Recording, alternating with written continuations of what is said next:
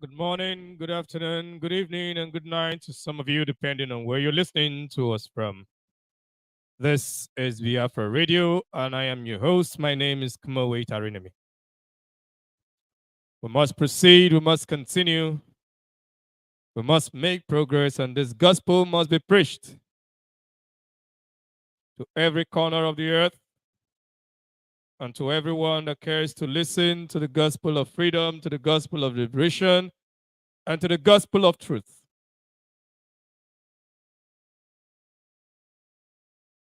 We are live on different channels. We are live on the Biafra Radio app. We are live on Biafra Radio page on Facebook and on Twitter, and also on YouTube. We are live on Alpha Power Media. We are live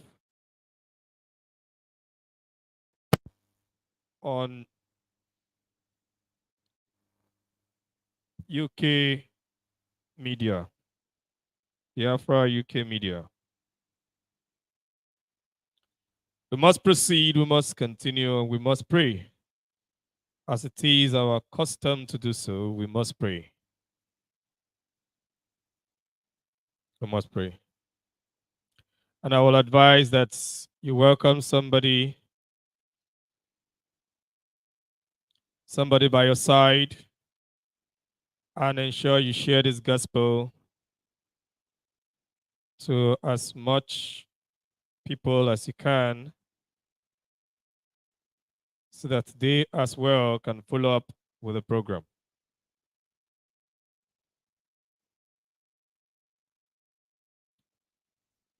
Because our duty is to teach, Our duty is to preach the truth, and your duty is to listen to it and do with it what you should do with it. Let us pray. Abba, Father in heaven, we worship you. We thank you for there is no one else like you. For you alone is God and you alone is King.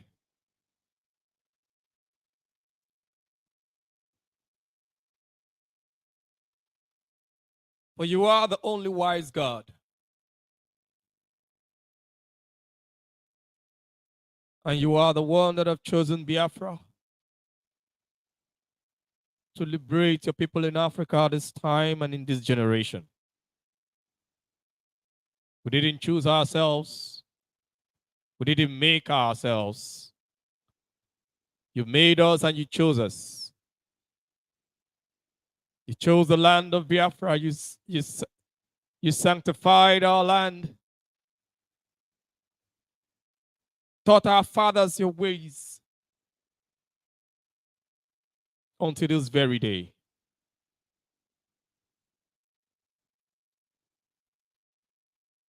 Lord, we ask that all those that have gone astray, that you bring them back to your will. Keep them back in your purpose. And all those that have committed themselves to the destruction of our people and the destruction of our land, Lord, we ask that that destruction come to them and their household, that they be wiped out from the surface of the earth. Elohim, Tamara, Ogonomokiri Motemedao. The one who sees in the darkest of the night without light, without the light of men. The one who sees the hearts of men.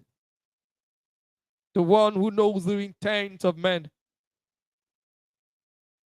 The one who knows the end even from the beginning. We bow to no other but to you, because you have never deceived us. You have never led us astray. You alone we shall trust. We shall not trust in men whose life is only in their breath.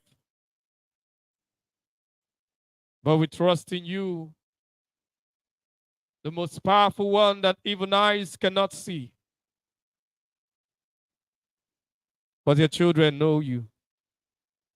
And your children see your handwork. And we follow. Once again, I commit the land of Biafra unto your hands. I ask that you keep our people safe and sound. Keep their minds healed from the destruction that the enemy has brought upon our land and the confusion that the enemies have sponsored. Purge our hearts, O Lord, and disgrace all those that have taken lies to be their occupation. For the land of Biafra was built on truth, and by truth shall the land of Biafra be free.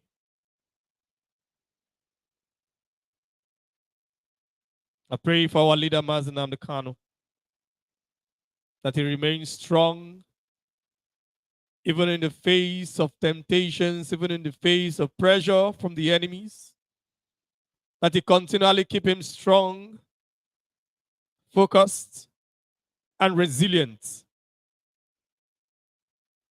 I pray for all IPOB members and all lovers of freedom all over the world, whose hearts is in this mission to free the land of Biafra forever.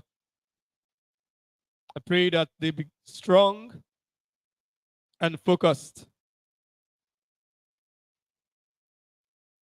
that they are not carried along with the wind of destruction and the wind of deceit. Consecrate your land and consecrate the heart of your people once again, as you have always done in generations and generations. All this we pray in the name of Tamara Ayuba Elohim Chukukika Biama. You see, more power. We must continue. It is important that this gospel must be preached. It is important that we continue to do this work. We are not called by man to do it. Man cannot stop us from doing it. It wasn't man that called us. It wasn't man that separated us. It wasn't man that gave us a task. So man cannot stop us. Man cannot stop us from doing this duty, because man did not call us to do it. Man cannot stop us from the task to restore the land of Biafra, because man did not give us a task to restore the land of Biafra. Man cannot drag us back, because man did not drag us into this.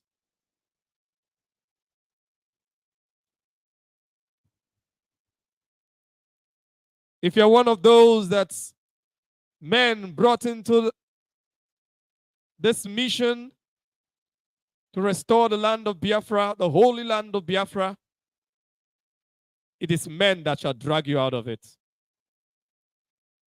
If it was men that brought you in, it is men that shall pull you out. It is men that you will listen to. It is men that you will follow. But if it is the spirit of Biafra that brought you to this mission,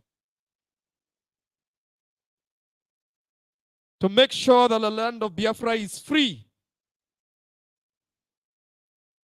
it doesn't matter what man does to you, man will never be able to pull you out. Man will never be able to shake your feet, because man didn't call you. That is why it doesn't matter what they do to Mazi Nnamdi Kanu. Man didn't call Mazi Nnamdi Kanu. Man didn't tell him to do what he's doing. Tamara called him. Tamara told him to do what he's doing.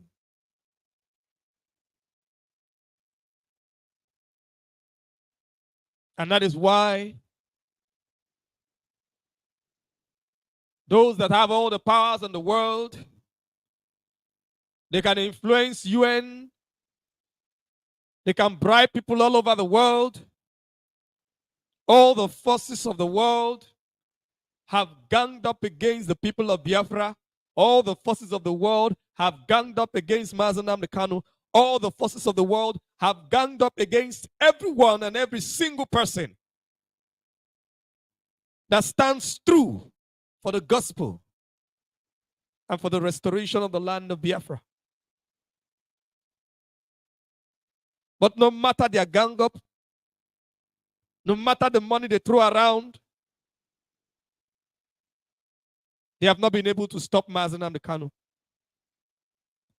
They have not been able to stop us. They have not been able to kill our fire. And they wonder, why can't we kill their fire? Why can't we stop them? How come they are still moving? How come they never shift grounds? How come their forces are still powerful? It is because we were not called by man. Mazi Nnamdi Kanu is the arrowhead, but he was not called alone.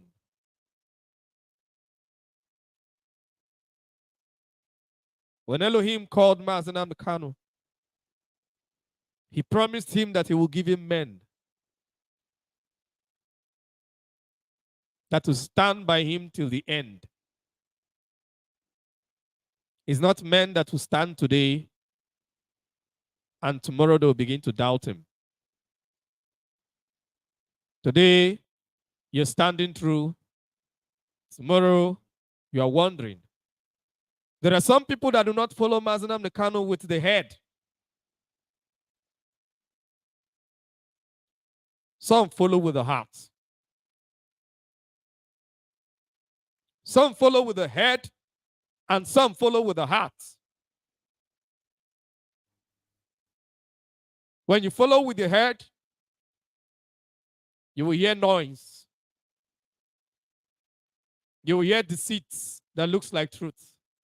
You will hear everything, and you'll be confused.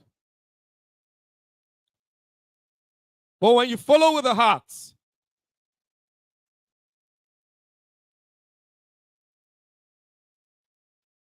the noise will come, but it will not move you. The deceit will come, but it wouldn't move you. The pressure will come, but it wouldn't move you. The threats will come, but it wouldn't move you. Because you do not follow with the head. You follow with the heart.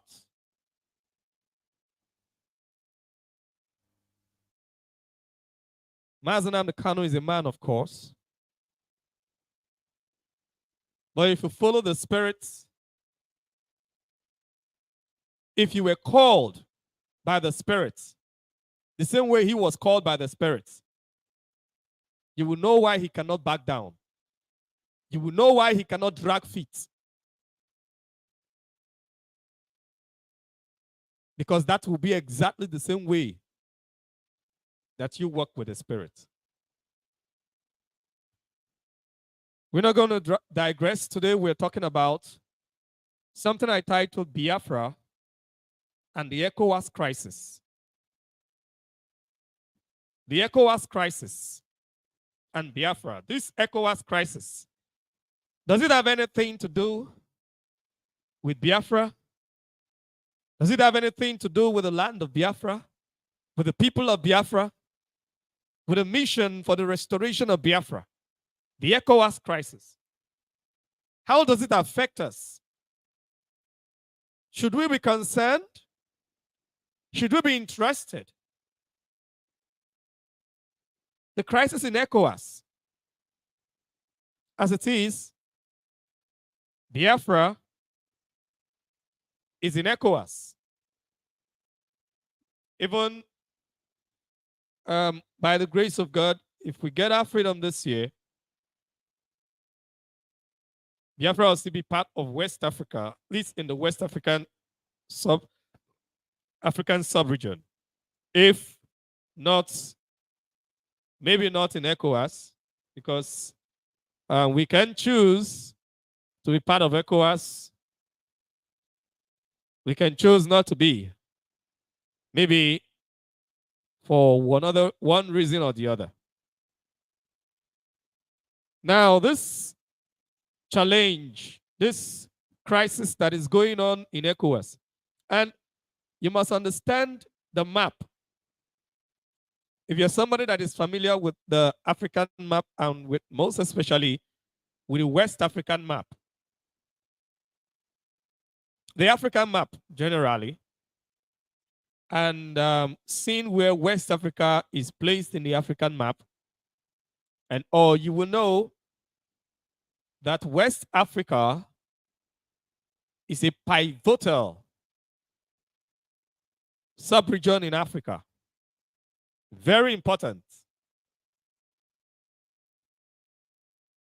If there is a full-blown war in the whole of West Africa, that is a full-blown war in the whole of Africa. because it will affect North Africa, it will affect East Africa, it will affect Central Africa. And when it affects Central Africa, of course, Southern Africa will not be left behind. Southern Africa must get involved.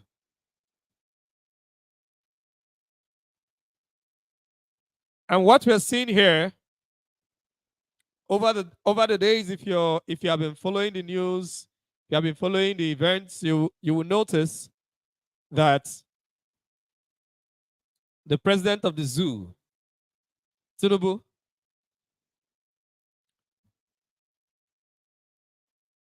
wanted to go to war, wanted to lead ECOWAS to war against Niger.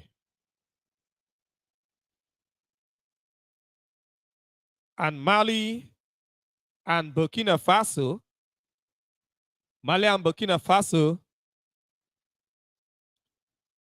made a collective statement, and they said, if you declare war against Niger, you have declared war against Mali, you have declared war against Burkina Faso. Now, Nigeria might be a country that has the largest population in Africa and in West Africa. But in terms of landmass, Nigeria doesn't have the largest landmass in West Africa. Even though we know that most of these other places are more or less Sahara deserts. But it's still part of their land, part of their landmass. When you look at the map, you look at the landmass, you will see that Niger, Mali, and Burkina Faso, these three countries are like, they're almost as if they are half of West Africa already. It's like half of West Africa. Then you see Nigeria to the south, Benin to the south, Togo to the south, Ghana to the south. In fact, Benin, Togo, Ghana, in terms of landmass, they are just like, they are not even half of Niger. Maybe like Burkina Faso. Or just maybe a little bit more than Burkina Faso, because among the trio, the Niger, Burkina Faso, and Mali, Burkina Faso is the smallest in terms of landmass. So, what we have, if that war had taken place, because I learned that the Senate, the Nigerian Senate, most especially those in the north, they declined. They said no war. Don't declare soldiers to Niger, because they know when that war gets tough, the north is finished. The north is finished. They said no war, don't declare war. Don't declare war in Niger and all. You see, all these things that are happening in West Africa, that are happening in Africa, you must understand that most of the foot soldiers that helped Nigeria to fight that war, to commit genocide in the land of Biafra, are from some of these countries in West Africa. Niger and some of these other countries where the Fulani people have their presence. The Fulani and some other tribes that they could influence, they brought in these people to come to Biafra land as militia to commit genocide in Biafra land.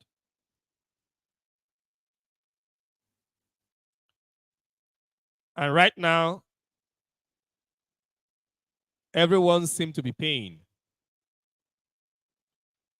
You know, Mazi Nnamdi Kanu made a statement. He said, if you do not give us Biafra, all these nations that are trying to hold Biafra down, you will crash. If you don't give us Biafra, you will crash. They will all crash. Because those holding Biafra down are those that colonized Africa. And you must understand that they are working together. They aren't working independently of each other. They are working as one. They are working together. Together with the US. They are working together with the US. The United States have lots of people that believe in freedom and all, but their government is complicit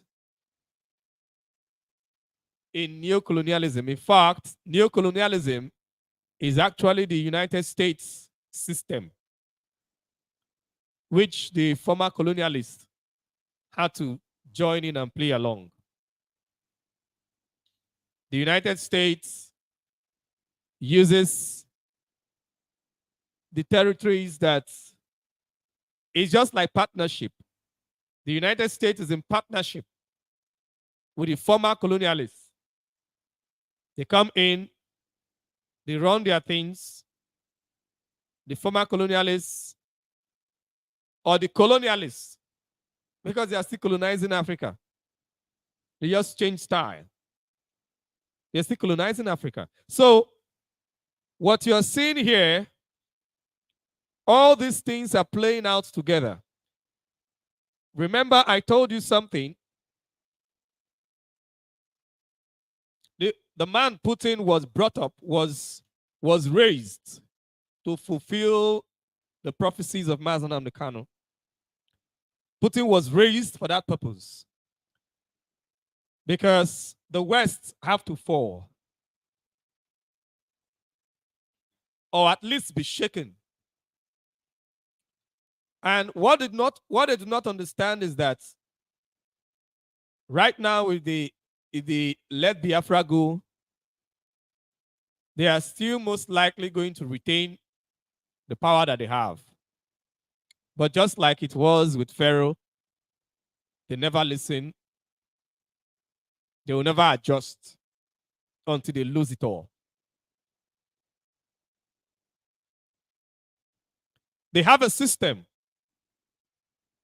In every sub-region in Africa, they have the country or they have the contraption, as the case may be, that they use to influence others. In every sub-region, at every point in time, they have those that they influence to influence others. They influence to influence others. At every point in time. In West Africa, Nigeria is that slave ship that they use to control the rest of West Africa. In East Africa, it is Kenya. Kenya is a slave ship that they use to control the rest of East Africa. Do not forget that Ethiopia is in East Africa. I may be wondering, Ethiopia was supposed to be the most powerful in East Africa, at least, because Ethiopia was never colonized by anyone. Ethiopia is supposed to be powerful. Ethiopia is supposed to be truly independent. Ethiopia is supposed to be the country that is truly independent in Africa because they were not colonized.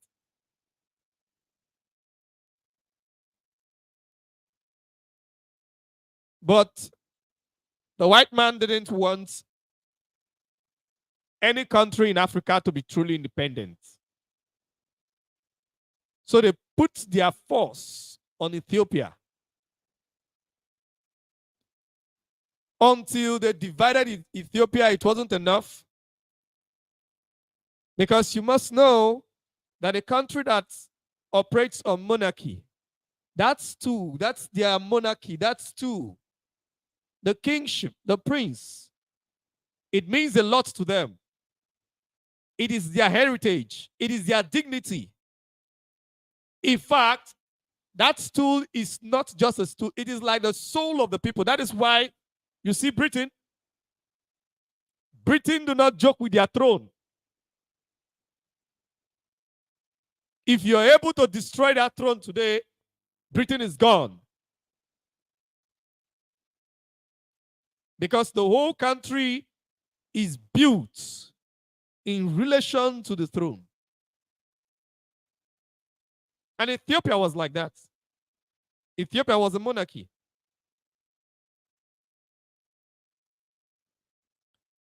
So, in order to weaken Ethiopia and destroy her, they had to destroy the throne.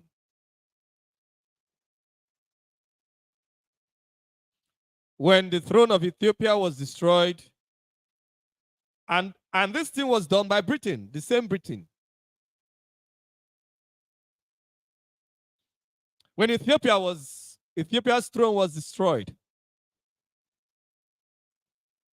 they were now able to continue the same thing they've been doing in other places. Even though they didn't directly colonize Ethiopia, they continued their neo-colonialism.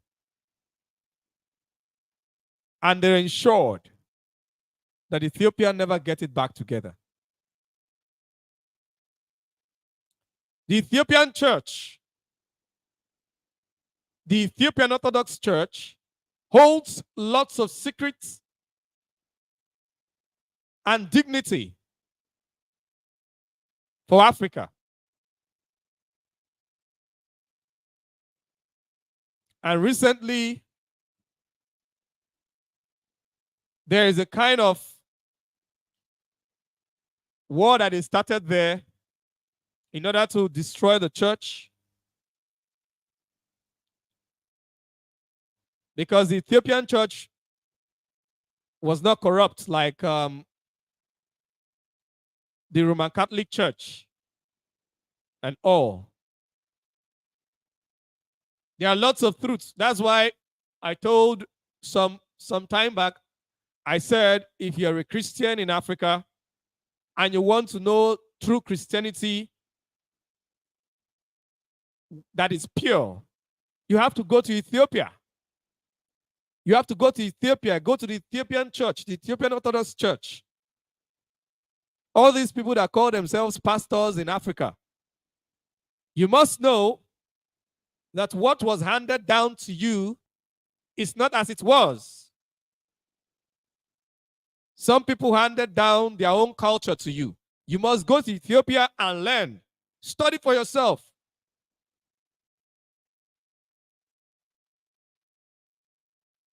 And you get to understand lots of things. So the Ethiopian church is being attacked even till today. Because Ethiopia holds lots of secrets for the African race. So they make sure that they keep combating Ethiopia and the minds of the Ethiopians to suppress them, and instead raised Kenya, that was their colonial state. So they used Kenya instead. They used Kenya to spread, to influence other states in East Africa. In West Africa, they use Nigeria. It's very easy because Nigeria is very populous, have lots of people, and have lots of resources and have money. So it's very easy. And the Nigerian politicians are the worst in the world. Well, Nigerian politicians and those of Kenya, I don't know which one is better. In North Africa, their influence is not so strong in terms of controlling the people because of the affinity of North Africa with the Arab world, their closeness and affinity. Okay, so to have a particular nation to influence others, it's not so strong. Though sometimes they try to use Egypt, but because of the Arab world keeps fighting against the West. This same ideology of Asians fighting against the West, it has been there. The Arab world has been fighting against the West. So it makes the West not to have that full grip of North Africa. And it's difficult because they know any nation in North Africa that is strong for herself, that have her own voice, will be able to influence the Arab world as well as influence the rest of Africa. And that was what Muammar Gaddafi was about to do. Muammar Gaddafi, if he had succeeded in doing what he wanted to do, he would have saved Africa, he would have saved the Arab world. And they saw it was too dangerous for them. It was too dangerous. That is why they ensured that they destroyed Libya to the extent that Libya will not be able to rise again.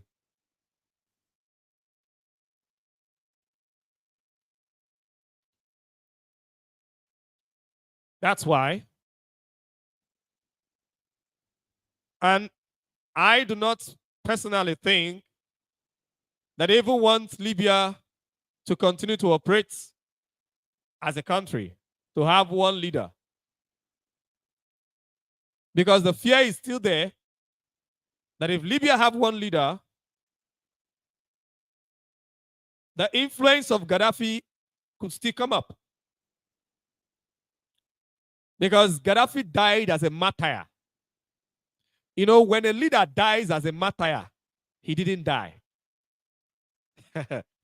That is why oppressors find it difficult to kill leaders, except they have made them corrupt. They have destroyed them. Then they can now kill them. But if they do not succeed in making them corrupt, if they do not succeed in destroying them, what I mean by destroying them, destroying their image and everything, destroying their personality, making them to become like the oppressor. If they do not succeed in doing that, and they kill such a person, that person becomes a martyr. He will never die in the heart of his people. What you're seeing in Africa today is Gaddafi alive. Gaddafi can never die. He died in flesh, of course, but he can never die. Is Gaddafi alive? Every person, even what Putin is doing, Putin keeps quoting Gaddafi. The rest of the world today quotes Gaddafi. Tell them what you did in Libya.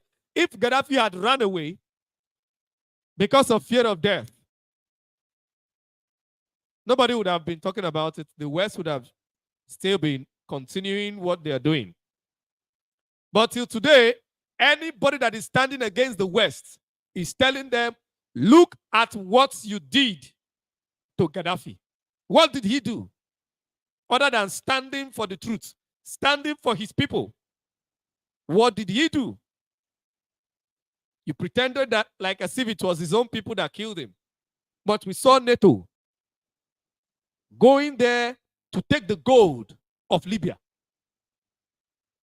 What was NATO doing in Libya? If it is the people of Libya that killed their leader, what was NATO doing in Libya? Why was NATO helping them? If NATO didn't have interest. The world saw it. They didn't talk then. Doesn't mean that they will not talk. What the West is facing is what they did to Gaddafi. At least that is the one that everybody can see. But the one that is difficult, that many people are not seeing, is what they did to Mazi Nnamdi Kanu. Because that was where everything erupted. Was it not after they kidnapped Mazi Nnamdi Kanu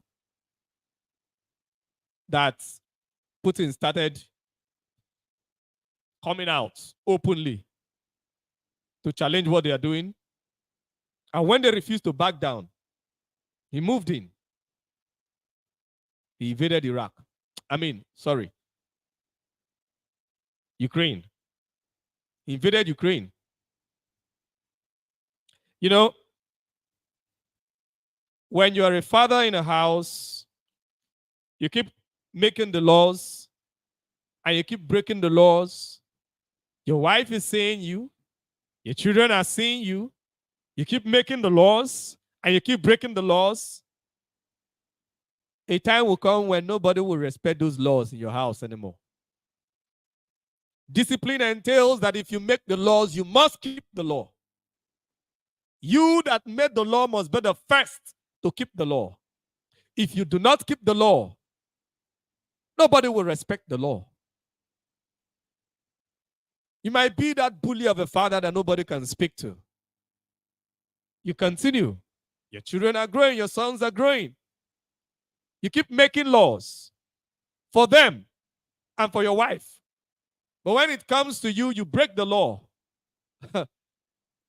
Your sons, when they begin to grow to get muscles, a time will come and they will challenge you. They say, no, daddy. You're the one that told us not to do this. Why are you doing it? As at that time, no matter how you shout, it will not work. Because they have seen you to be an irresponsible father. Because you make the laws and you break the laws. That's what the West have become. And the West is crashing. Now, what we have now in Africa, you see, in Southern Africa, they have South Africa to influence the rest. And South Africa, because of the presence of those white people, they make sure they use the whites to indirectly influence or suppress the blacks, because they can no longer do it directly. They were doing it directly before, but they can no longer do it directly. You see, they can no longer do it directly. So because they can no longer do it directly, they do it indirectly, and they use South Africa to try to influence the rest of Southern Africa. But South Africa, they are coming from a place of revolution. So it's very, very difficult to continue such or to use South Africa to control in a negative way the other Southern African states. It's difficult. And what you see in West Africa today is an offshoot of the quagmire going on between the United States and Russia. Because what we are seeing today is simply the United States and Russia. The United States and its allies against Russia and her friends. That is what is playing out. The United States and its allies against Russia and her friends.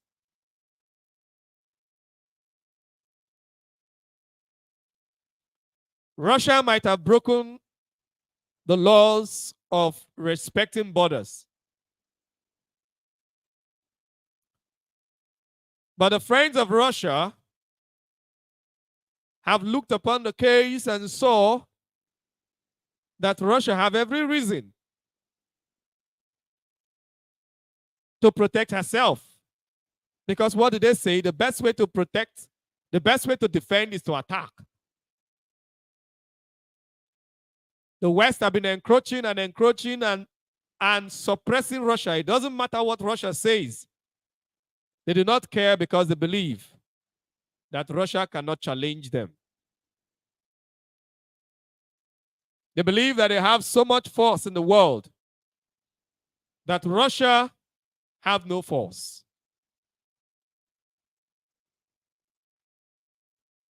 The first thing that Russia did was to make friends with China. And that was the breaking of the backbone. China already naturally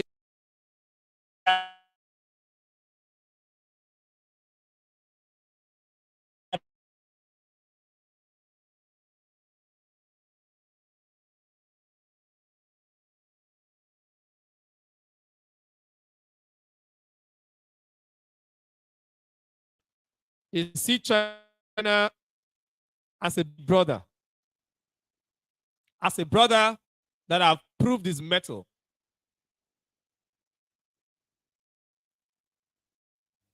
So they respect China. So the alliance with China by Russia cracked the West. But both the West and the Far East,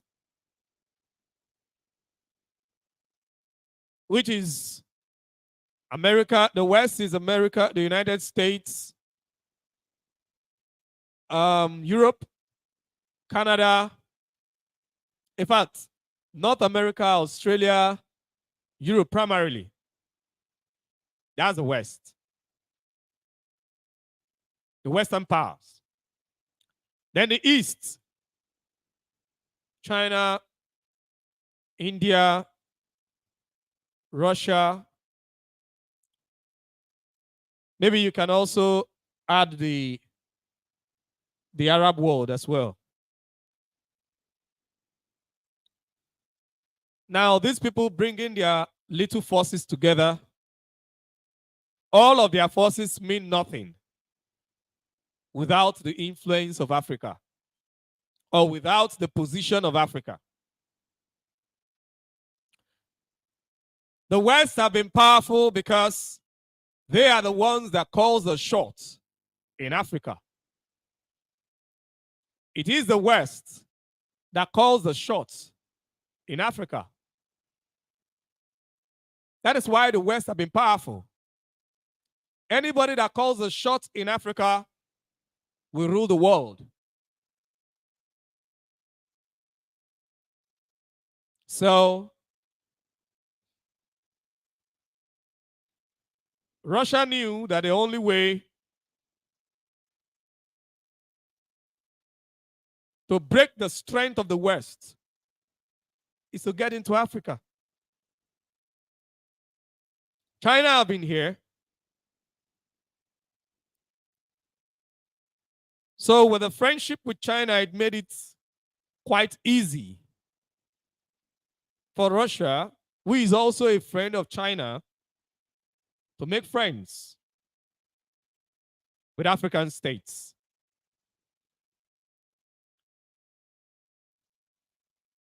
Now, I understand something that for you to make friends, something must give in, okay? You must lose something to gain something. Something must give in. That is a fact. It's a fact of life. Something must give in. You must lose something to gain something.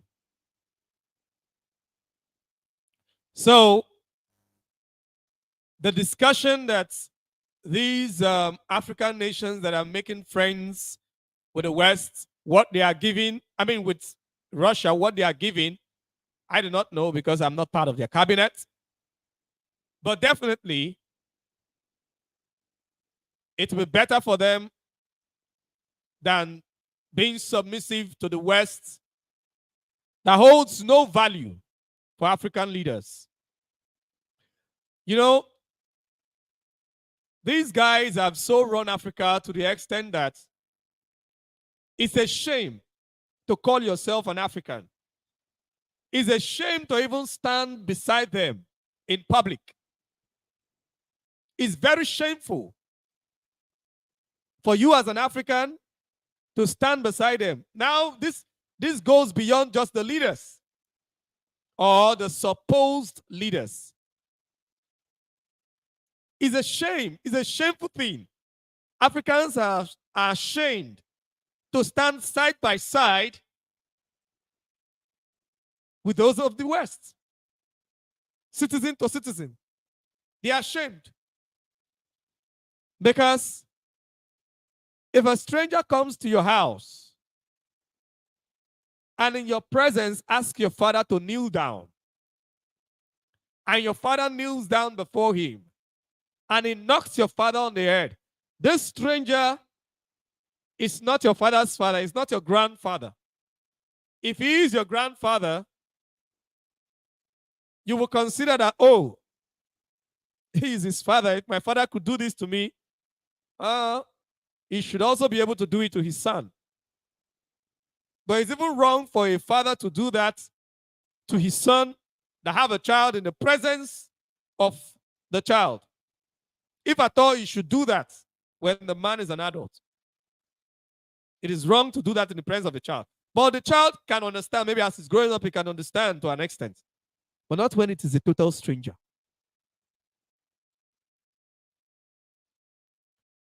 When NATO was doing what they were doing in Libya, supposed leaders of African nations try to go and intervene, or at least ask, why do you want to kill our brother? They sent them back like children. And you see, the younger generation of Africans are looking at all this. And you expect them to be happy forever, to see how white people have been running rampage on the continent, that Africa is no longer a safe place for Africans to live in. Terrorism that we never knew about is now something we have to deal with in Africa. Keep fighting against terrorism, using Africans to kill Africans. Keep fighting against terrorism that never comes to an end. Why? Because the government is corrupt and the West is sponsoring these terrorists. And the same West is controlling the government. How can terrorism stop? To never stop. To never stop. They operate in Africa like a sieve. There are no people that can make decisions in Africa, that can make decisions for their people.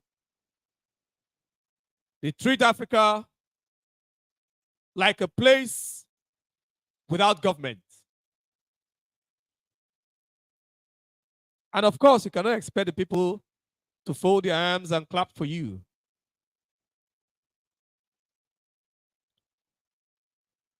When this movement for the restoration of Biafra started,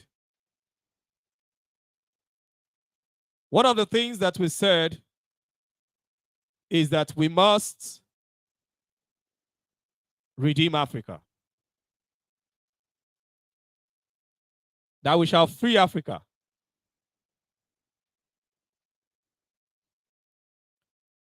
Our goal is to free Africa. Most of us were thinking that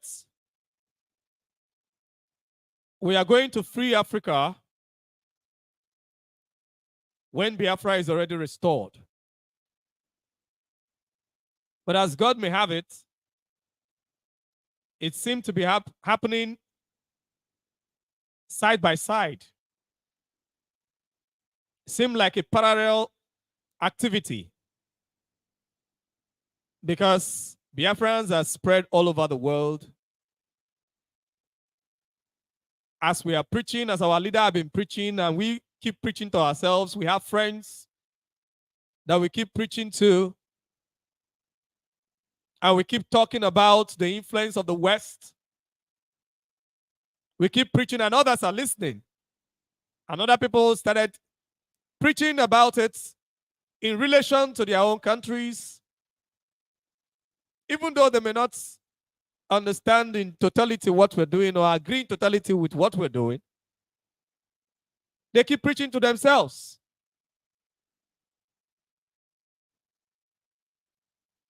And it is beginning to look like the freedom of Africa is happening concurrently with the freedom of Biafra.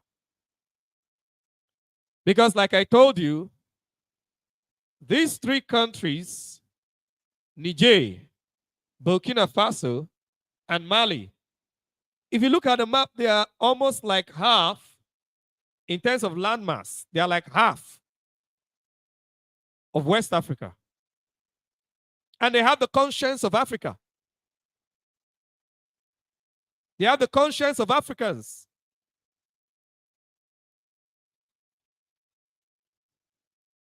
The North Africans, and you must understand that these are the people that have boundary with North Africa.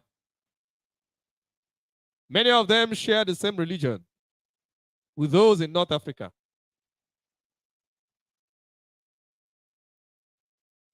Okay? All these countries, most of them have boundaries with North Africa. And they are friends. And Gaddafi was a leader in North Africa. It was in North Africa that NATO committed their crime. If not for these other countries of Burkina Faso and Mali coming together and standing by Niger, the same thing they did in Libya was what they wanted to use Nigeria to do in Niger.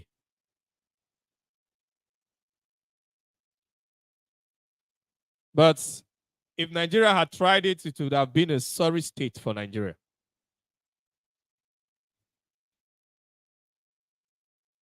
Because what you have there, what you have playing out over there is the influence of the West and the influence of the East. The influence of the United States and the influence of Russia. That is what is going on in West Africa.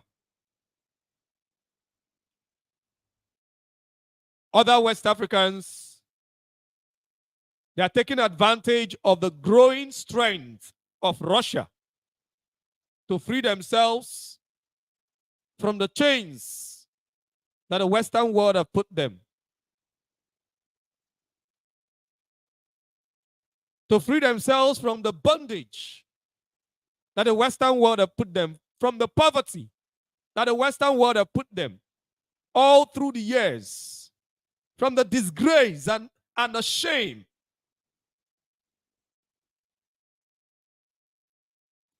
Many people say, or we used to say, that Niger was a poor country. But this same poor country is where France was stealing from, stealing everything from them. The so-called poor countries, all these African countries that France ruled over are considered poor countries. But France steal from them in broad daylight. Steal all their resources in broad daylight.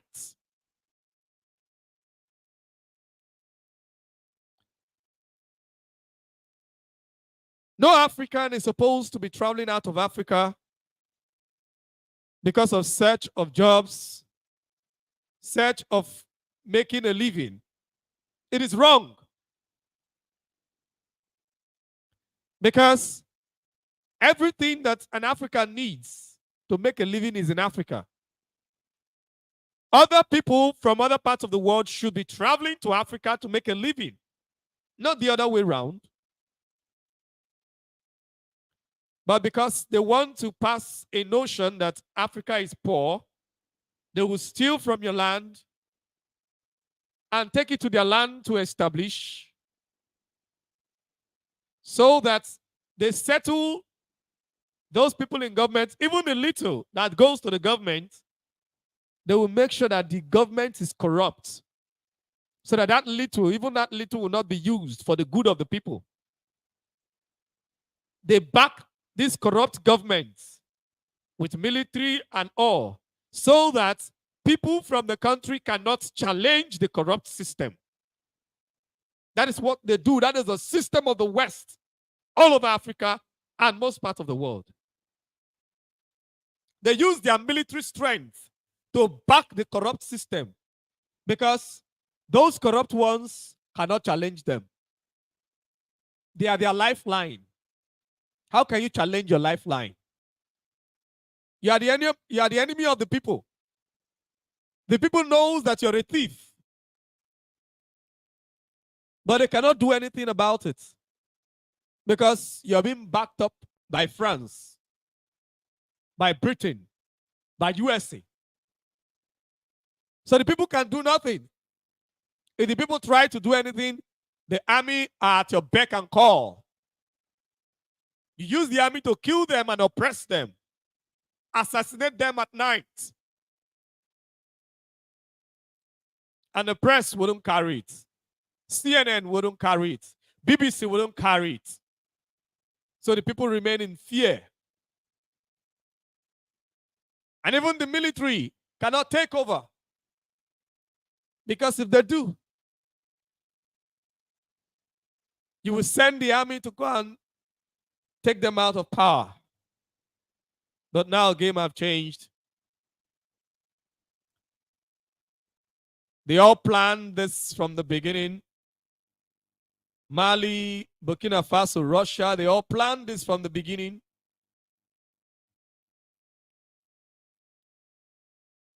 And kicked out the powers that shouldn't be. You can imagine Macron, the president of France, saying that the government of Niger cannot cut ties with them, military ties with them. What will your military be doing in another person's country? Why is your military there if you're not holding them hostage? What is your military doing there? Don't they have their own military? Can they protect themselves? Why are they a country if they cannot protect themselves? If their military cannot work for them, why are they a country? What is your military doing there? And they told you that your military should leave. You said, no, you will not leave. Now that Nigeria has backed out,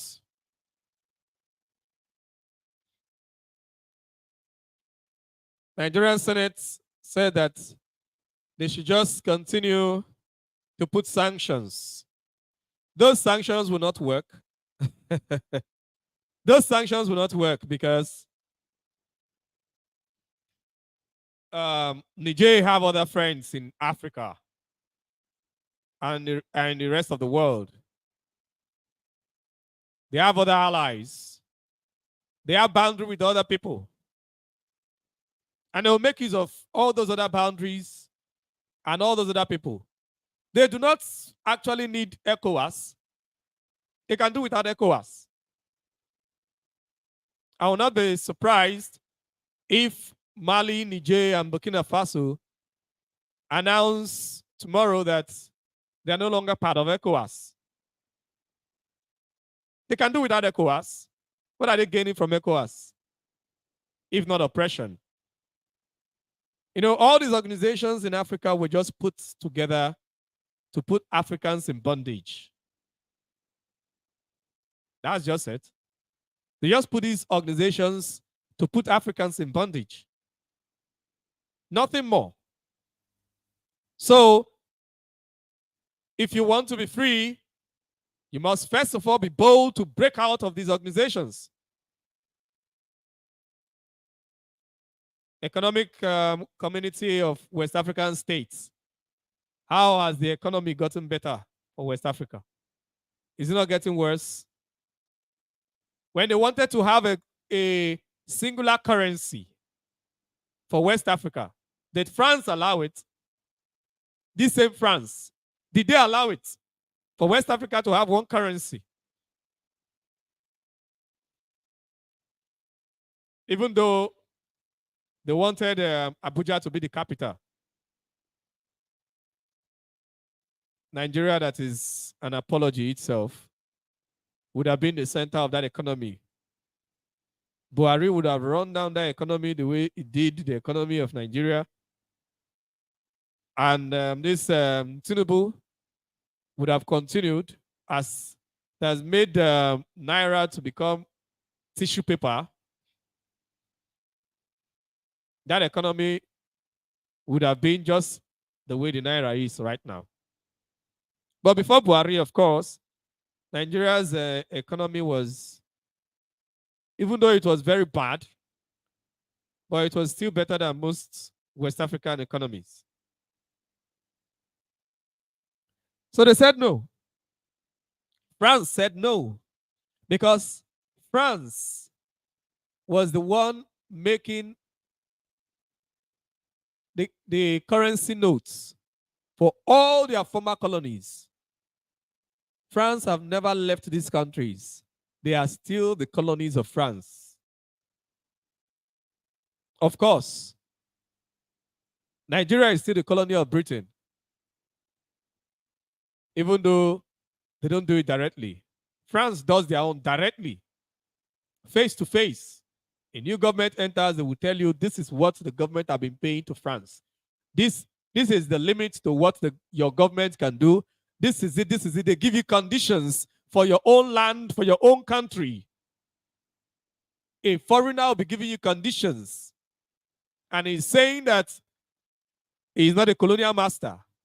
And if you try to go against it, he will come hard against you.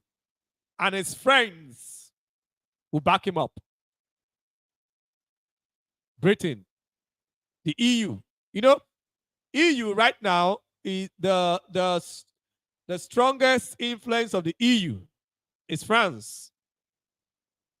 That is why you see EU supported Nigeria. Go and fight. It is actually their war. But the northern politicians, they are wise. They wanted to save their own lives and save their own communities. So they said that Nigeria should not go for that war. But that's not over, because the pressure will keep coming. And Nigeria will have to make choice. Because when the pressure keep coming,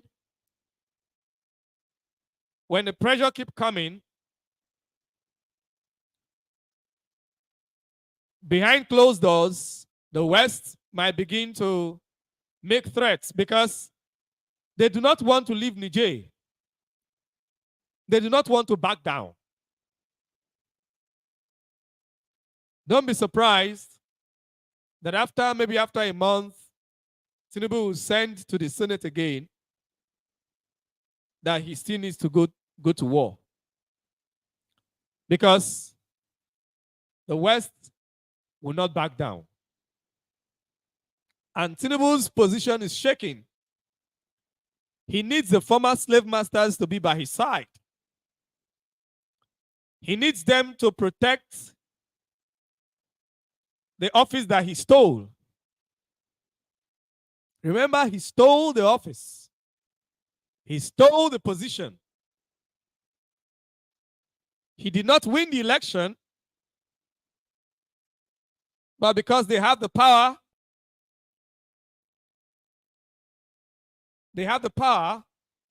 their party is the ruling party, they declared him winner, bribed everybody and declared him winner. So he needs them. And the pressure will keep coming.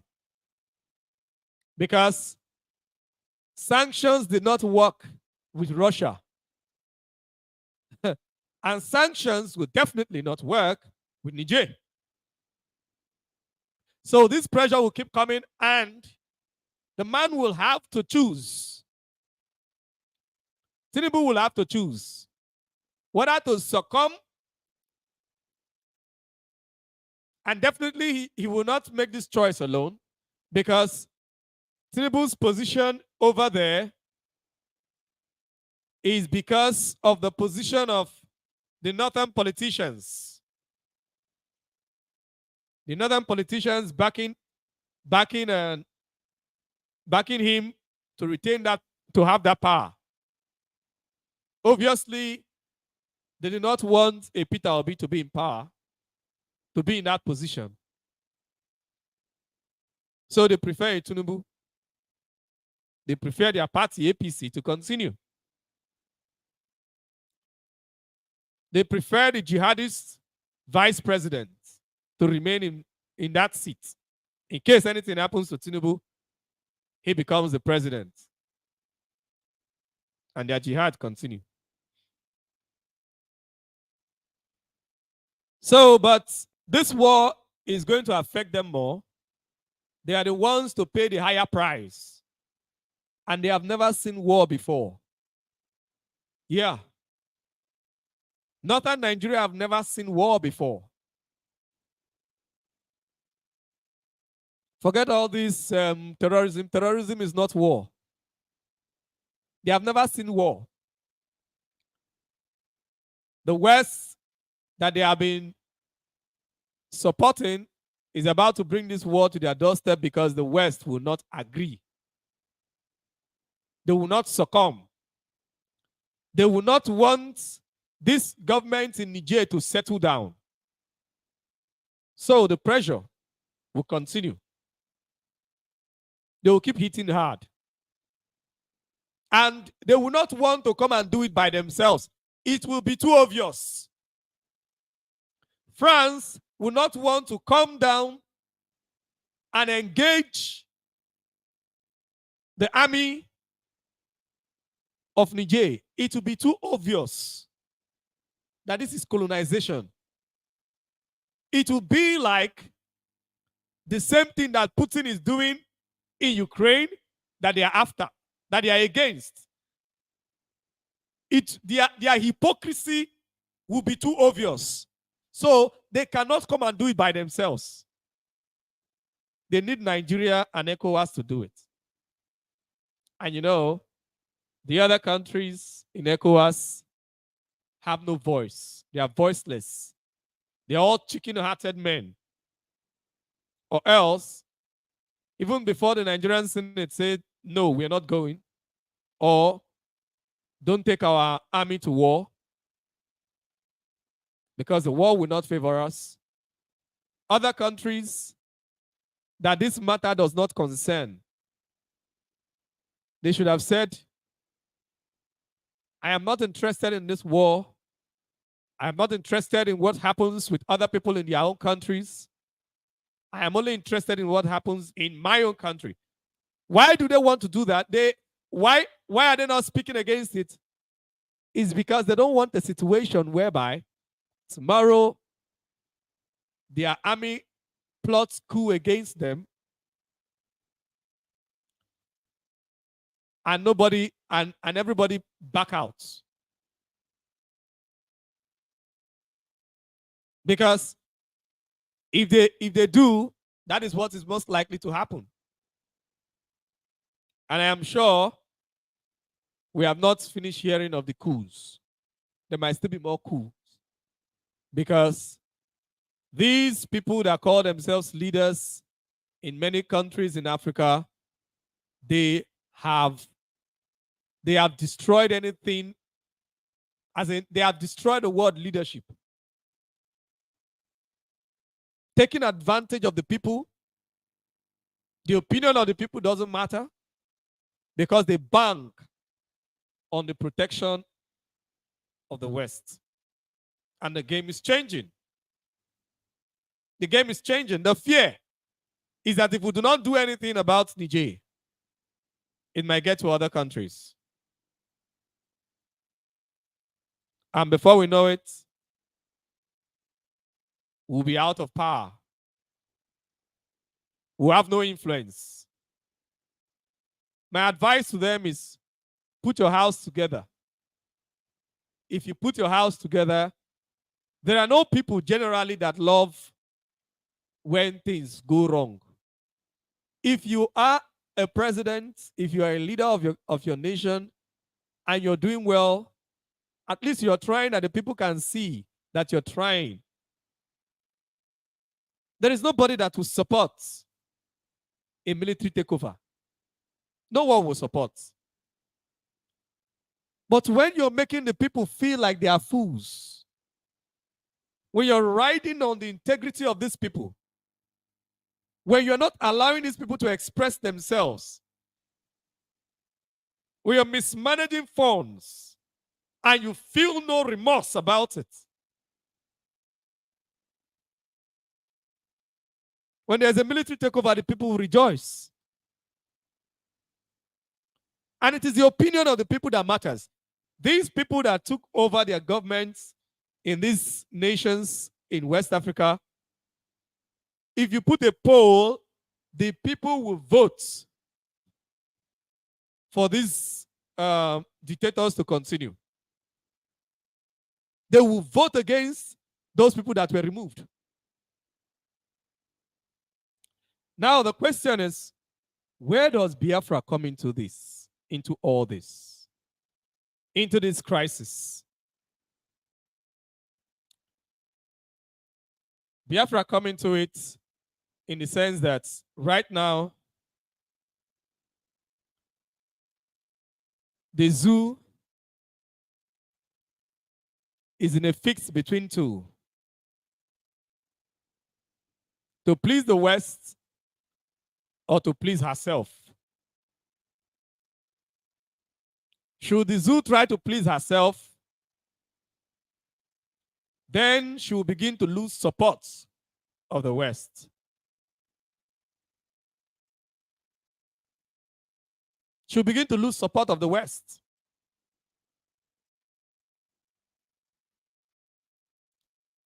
And losing support of the West, if the West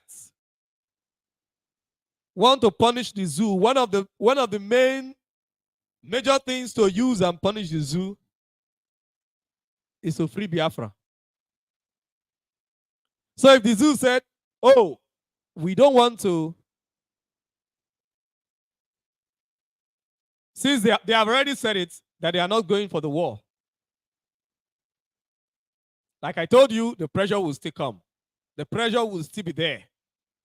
Because France cannot imagine losing all those uranium. How can France lose all those uranium?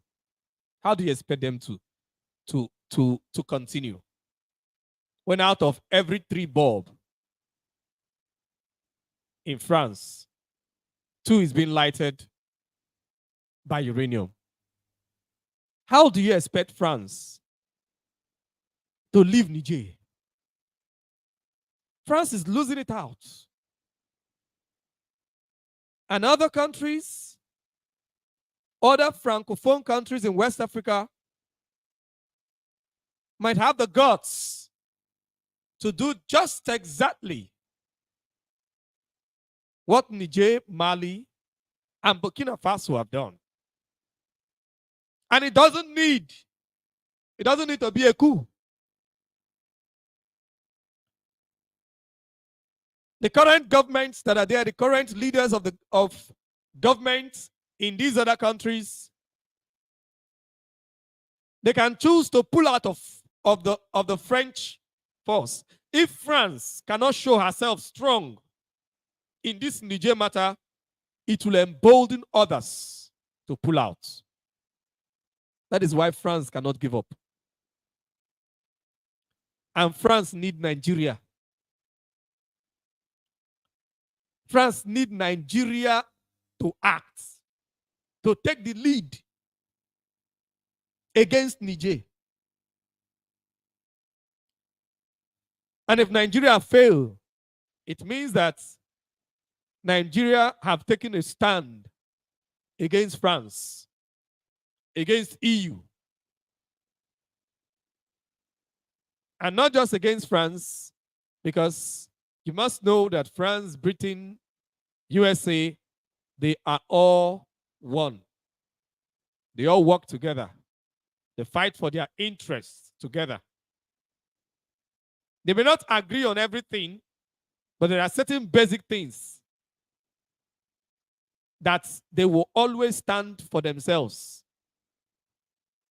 Because these are collective interests. All their interests align with this. So they must stand for themselves. So this means that this Niger issue will become a very, very serious matter between the Western forces that have been backing the zoo and the zoo themselves.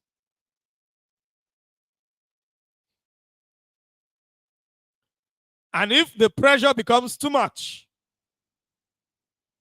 and the zoo believe that she cannot succumb to that pressure because she doesn't want to start a war with Russia,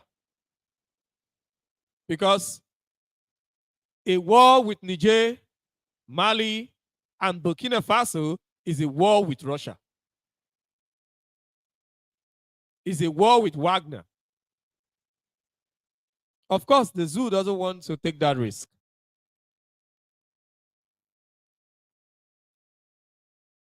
Yes, the zoo would definitely get support from USA, from France, from Britain. The war will be strong, of course. But the question is the zoo ready for such sacrifice? Are the northern elites ready for such sacrifice? The fact is they are not. The whole of West Africa will be burning because this is a West African war. The whole of West Africa will be burning. They are not ready.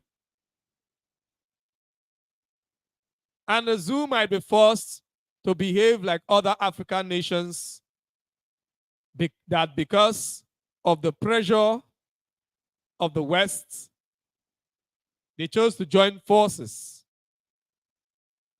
with the Far East. If the zoo go to join the Far East, still, the same thing, they will have no choice. The West will have no choice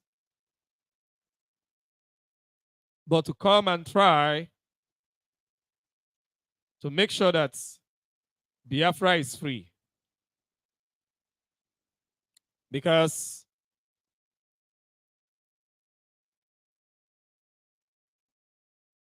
the West will prefer to deal with a free Biafra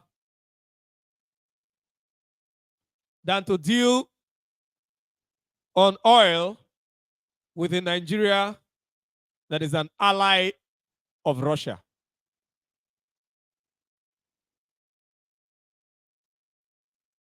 They may not even get the oil anymore. So as it is, however the fight takes place, because I am very, very sure if the West back down with Niger, I'm telling you, before this year runs out,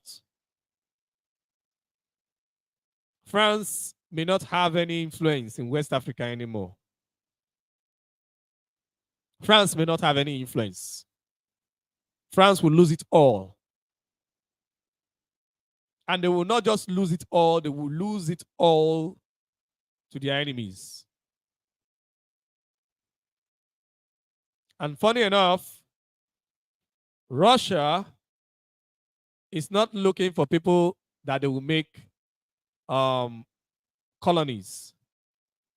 Russia are only looking for friends. They are looking for allies. They are looking for allies. They are looking for friends. I'm not a Russian. I cannot speak for Russia. But from every indication, Russia is trying to survive. Russia is trying to survive. That is why you see everyone wants to make friends with Russia. Russia is trying to survive. And they have the strength enough to survive for themselves. But in order to stop the influence of the West, because what Russia is fighting is not just for her own survival, but Russia wants a balance in this world. The West have controlled this world too much. There should be a balance whereby you speak for yourself, I speak for myself. You speak and I respect you, I speak, you respect me. Russia is fighting for respect, not running over some people like they own your life. They are fighting for respect and regard. The West control the rest of the world, put everybody in their pockets, so they have no respect for anybody. And they are losing out. And they have been exposed. They have been exposed. Everybody have gotten to know that the West are only hypocrites, nothing but hypocrites. They keep using all these their media platforms, BBC, CNN, and all these their devilish media, Fox News, and all of them, to be spreading the good of the West. Meanwhile, at night in the dark, they are thieves and armed robbers and killers. That's what they do. So now the whole world, the West, the image that many people had of the West was, most especially like in Africa, we were so foolish that we had this image. Even till now, there are still many foolish Africans that have that image. That feel, whenever you talk about the West and what the West is doing against Africans, they'll be like, what about your own leaders? What are your leaders doing? Talk about your leaders. Don't talk about people that are far.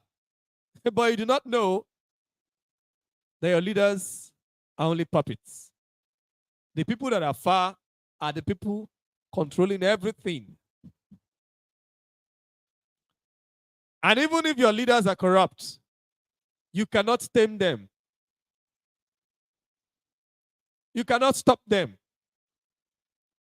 Look at what Buhari or the Buhari administration did with NSAS. Look at how they killed people all over the zoo. Bloodshed. Because people were protesting. Just because they were protesting. Simple protests that are done everywhere in the world. It came to the zoo. They brought out gun, live bullets. They were shooting at people. Are you aware that many Africans did not even brush a shoulder about what happened? Or some of them, they were not even aware. While everything was going on, they are not even aware. It doesn't concern them. It's not happening in their country. It doesn't concern them. They don't talk about it. But we Biafrans, we always talk about things. Whether it is happening in our country or in our region or elsewhere in Africa, we talk about it. Except we don't know, except it doesn't get to us, or except it doesn't get to the social media. Because when it gets to the social media, most of the times we talk about it. Maybe not on Radio Biafra like this, but individually in different occasions, people talk about it. And we're interested. So, but beyond Africa, the West knew. They did nothing. They did not send army to come and remove Buhari from power after he had done all those evil to his people. They did not send army to remove the government. The elections came.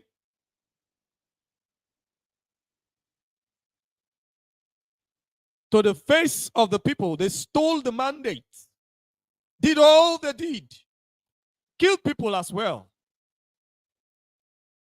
because the people wanted something different. They were tired of a dead Buhari ruling them for 8 years, or about 8 years. They were tired of having a government that is not a government. But what happened? The West said that the election wasn't free and fair, or there were issues with the election. But what did they do? Nothing. What was done in Nigeria, was it not a coup? Where somebody won an election and another person was announced. Was it not a coup? Was it not a coup? Why? The APC administration does the bidding of the West. Provided you are pleasing the West, you are fine and good. You are a legitimate ruler of your people.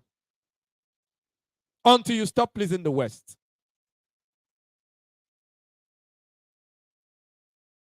When Gaddafi was at peace with the West, when he was pleasing the West, he was fine and a good leader. Until he stopped pleasing the West, they started blackmailing him. They started blackmailing him and started fighting him. Provided you are pleasing the West, you are a great leader. You are good. They will never blackmail you. They will never say anything against you. But when it becomes too obvious, they won't say anything at all. Or they may just say a little truth, like the one they said concerning the elections that brought Tinubu to power. But actions, no, they did nothing. But now, they are moving. EU is speaking. The same EU. What have you said concerning the kidnap, the extraordinary rendition by Nigerian government and Kenyan government of Mazi Nnamdi Kanu? What has the EU said? Nothing. But in Niger, some people kicked the administration in power, kicked them out, and took over power. And all of them are rising and jumping up and challenging.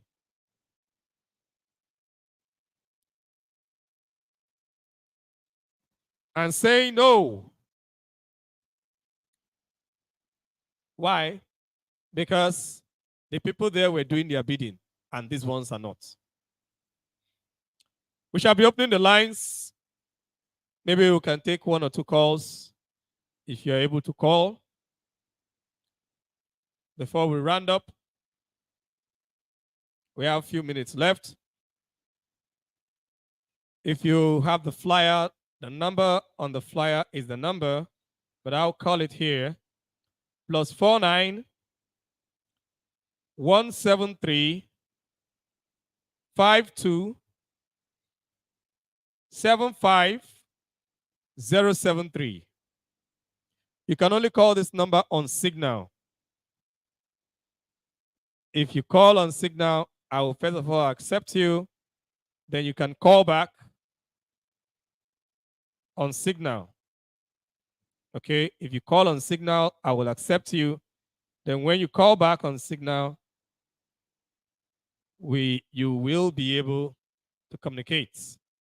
So I take the number again, +49 173 52 75073. One more time, +49 173 5275 073. That's the number to call. If you have Signal, you can call on Signal.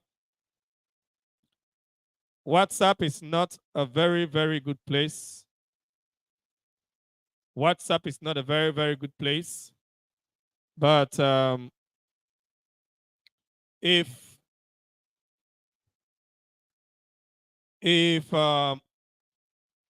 people are finding it difficult to call on Signal, might find a way to make other platforms available. Okay, I might find a way to make other platforms available.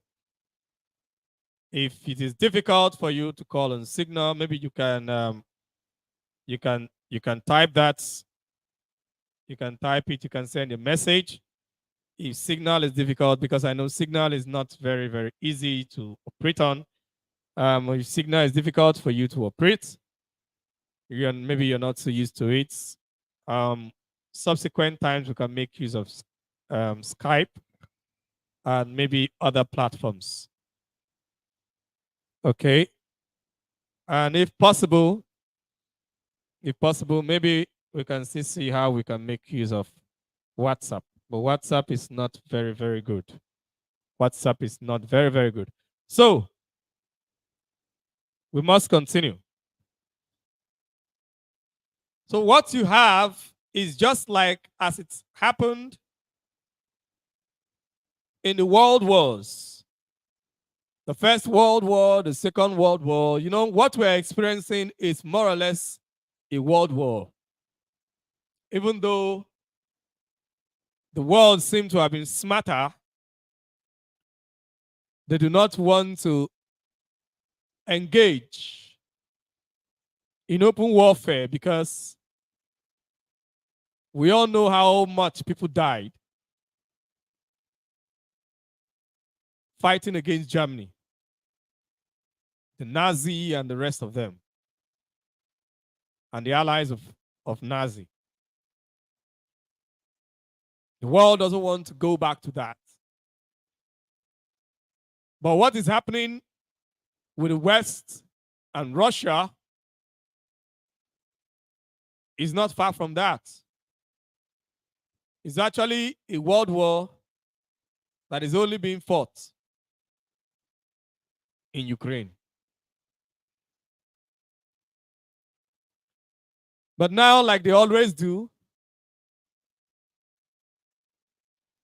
they want to shift, they want to expand, just like they did in the First World War and the Second World War, where they made, you know, then the rest of the world, mostly almost the whole of Africa, was under the control of these Western countries. So what they did, they took the war to Africa because Germany had some countries in Africa. So they started fighting Germany to take over their colonies in Africa.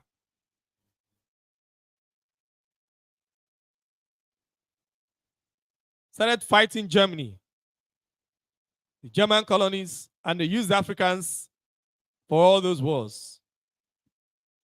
In fact, it was mostly the Second World War that Africans engaged in. You know, these people so oppressed Africans that Africans were so much afraid of them, their alliance and all, because they made Africans to believe that a white man will never allow another person to kill another white man. If it happens, they will bring all their armory to that your little village and kill everybody at sight. But in that war, in most especially in the Second World War, They gave Africans guns to kill their fellow white men. And of course, other Africans that are serving those men. And Africans saw how these guns that were made by white men were killing white men. And knew that after all, they are just ordinary human beings, nothing more. It's just because they were able to develop weapons of mass destruction. And Africans started demanding for the right to rule themselves, which definitely they came back with neocolonialism and they continued. But now this is the end, because we have understood all their tricks. And we shall teach our children all their tricks. All their tricks. It is over. The West should understand that their rule in Africa is over. It is over. Whether you like it or not, you must let Biafra go. You don't have a choice. The earlier you let Biafra go, the better it is for you. The earlier you do, the better it is for you. The more you keeping Biafra, the more you keeping Biafra and say, oh, stays, you will never be free. The more harm you're doing to yourself. All those countries, your eyes are on Biafra, okay? But all those other countries that you have kept in bondage, all of them will be free. And at the end of the day, when all of them are free, they will come and free Biafra.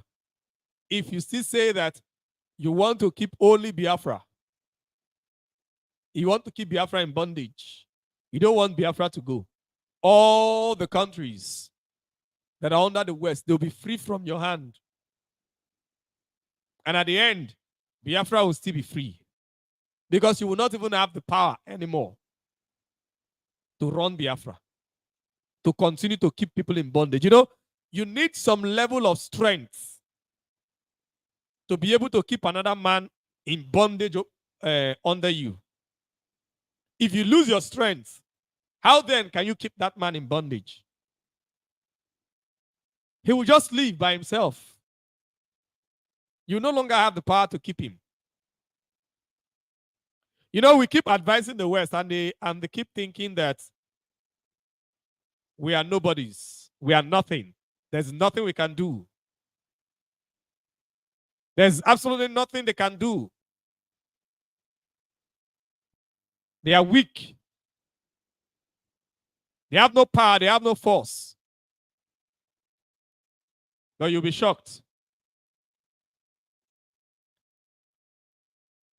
When this whole thing started, the West had all the powers in the world.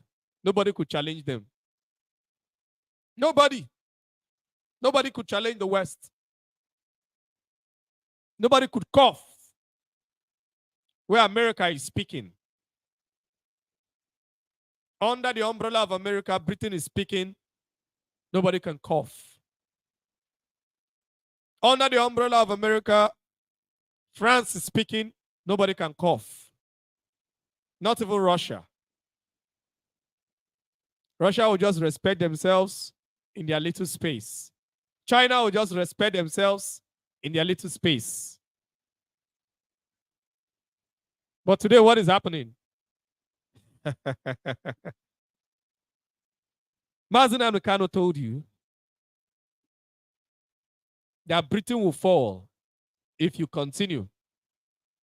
And even that same Britain, every part of Britain will pull apart.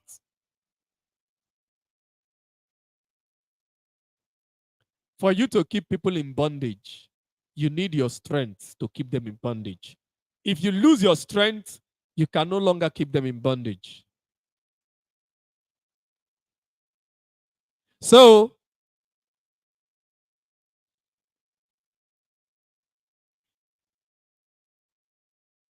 The Almighty God knows your strength and knows how to weaken your strength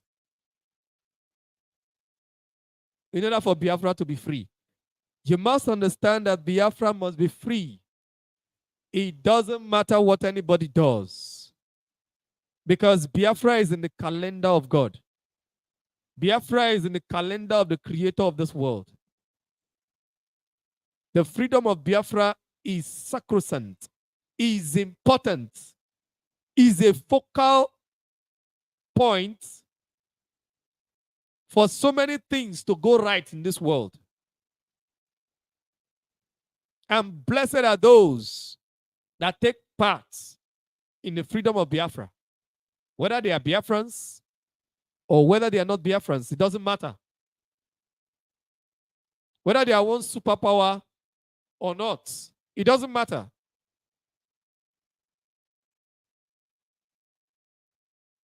All those that assisted in the freedom of Israel,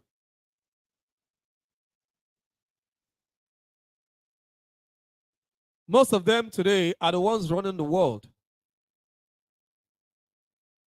There are certain nations that are important to the Creator. When you side with them, you side with the Creator. There are certain things, America, the United States, has strength. The strength of the United States is not her military power. The strength of the United States is Israel. As small as Israel is the strength of the United States. And that is why, at any point in time, the United States begin to drag feet away from Israel, she begin to lose her strength in the world. Because anybody can grow military strength. You're not the only ones that have brains. All human beings have equal brains. Everyone can study. Everyone can invent.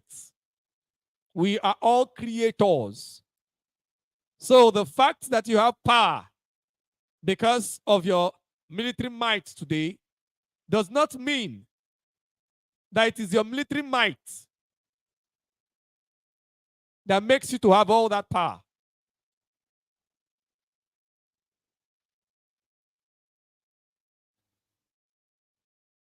It's not your military might.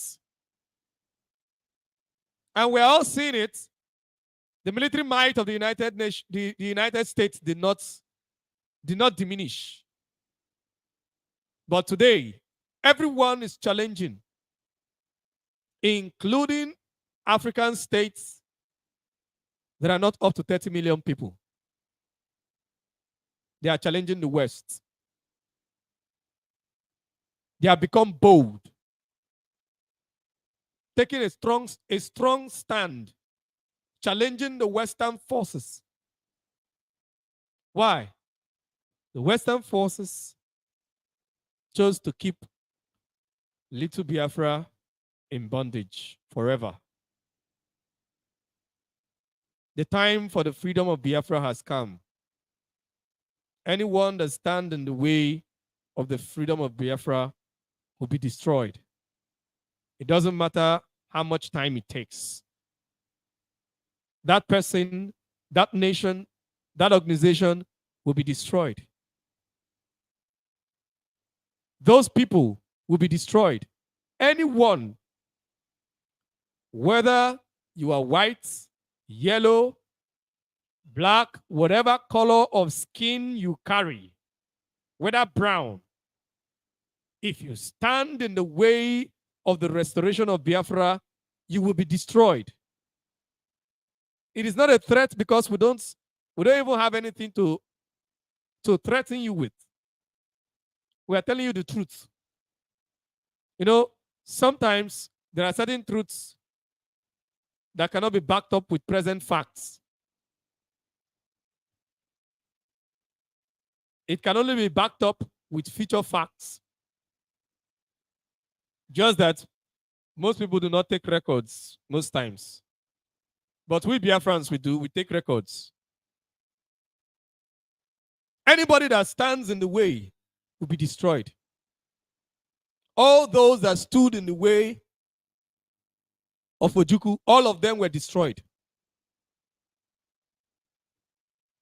All of them were destroyed. And today, there is nothing about them that is powerful.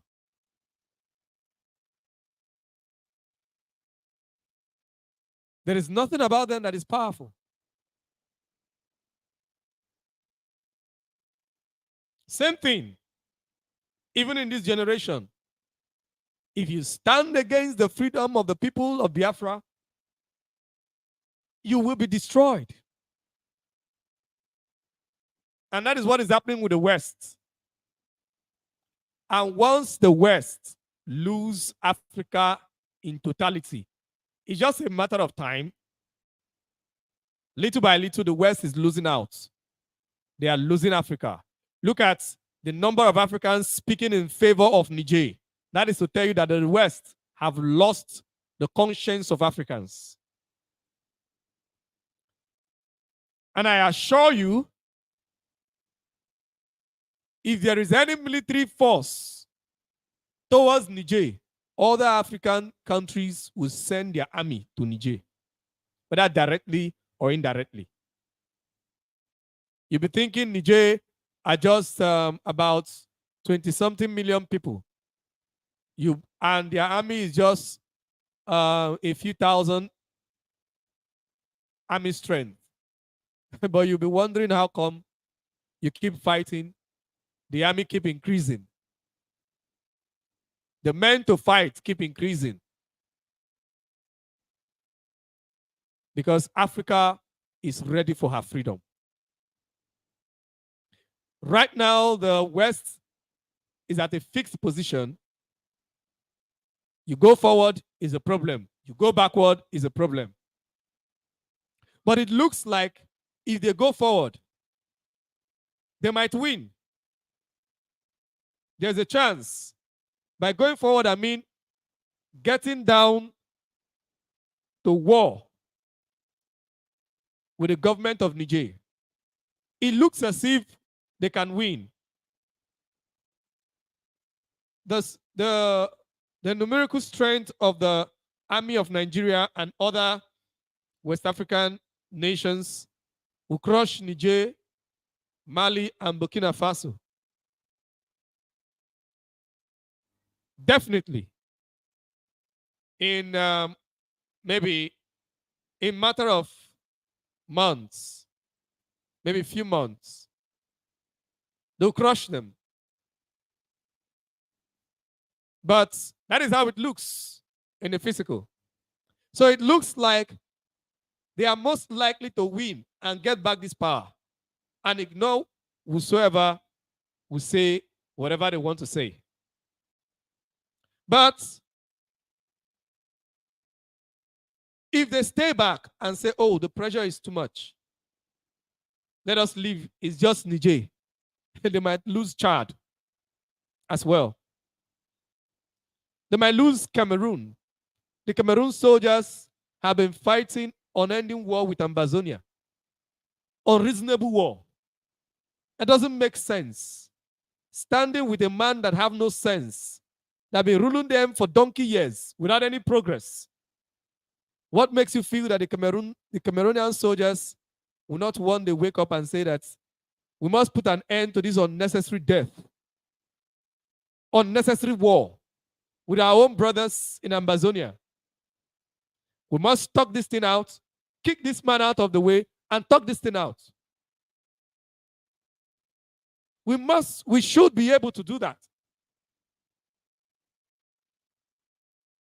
Do you know why they had not done it all this while? Because they felt that France was powerful. So if France do not show their power in Niger, they might do it in Cameroon. They might do it in Chad, or even the Chadian ruler might say, no, we can no longer continue to give you all our resources. These are the conditions. And you cannot oppress them. You cannot send down your army. They will align with others. I love this alliance that is going on in Africa. I've always asked myself, why is it that African countries do not align with themselves? Always you want to make friends with people outside. You want to align with people outside, always outside. Why is there no alliance within Africa? Why can't we align with ourselves within Africa and try to make progress? Why is alliance in Africa difficult? Why? Why is it always bad blood among African nations? We can't open our borders. We can't align with ourselves. We can't do business together. With what is happening with Niger, Mali, and Burkina Faso, it's obvious very soon these three countries will begin to operate like they are one country. Of course, West Africa already have open border relationship. So they already have that. That one is gone. They can begin to trade among themselves. With all these sanctions, it will help the alliance. They'll begin to trade among themselves. What do you have that I don't have? What do I have that you don't have?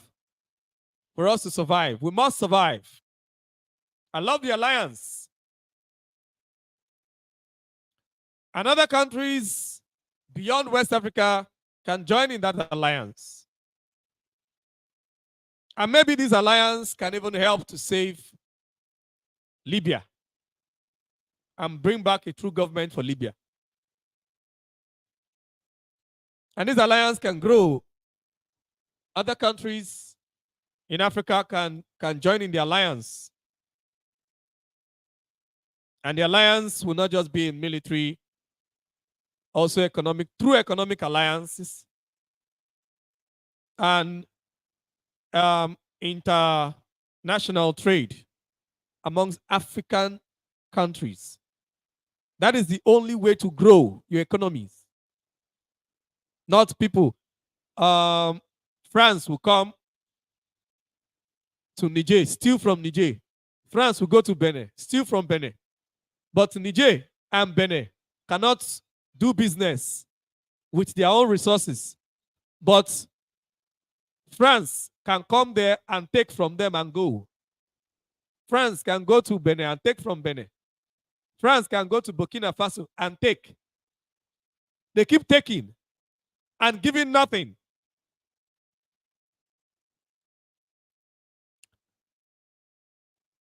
At this juncture, we shall be calling it a day.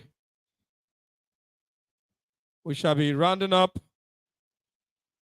Thank you all for listening. This is Radio Biafra. This is Biafra Radio. This is Biafra Radio. And this is Voice of the Coast. This is Voice of the Coast. I am your host. My name is Kimiowei Tari Nemi. Thanks for listening, and God bless you.